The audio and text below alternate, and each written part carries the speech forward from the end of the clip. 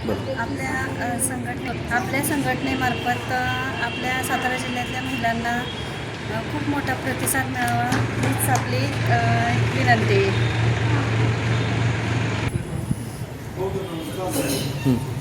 नमस्ते, मी सुनीता भोसले.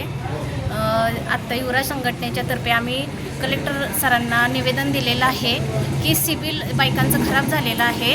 तरी त्या सिबिलचा विषय आम्ही उचलून धरलेला आहे.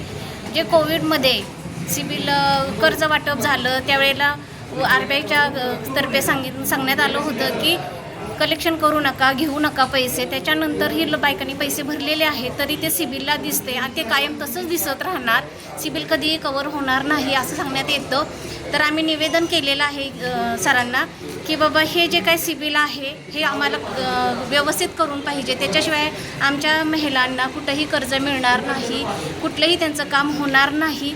तर असं न होता जरा सहकार्य सरांनी केलं, बँकेने केलं तर ते होऊन जाईल. नाही जर ह्यांनी कुणी लक्ष घातलं तर येत्या 23 तारखेला आम्ही उपोषण करणार आहे. हे आम्ही सांगितलेलं आहे. आमच्या सगळ्या बायका सगळ्या जिल्ह्यातून एकत्र येऊन आम्ही मोठं उपोषण करणार आहे. हे सगळ्यांनी कलेक्टर सरांनी किंवा सगळ्यांनी लक्षात घ्यावं आणि आम्हाला सपोर्ट करावा.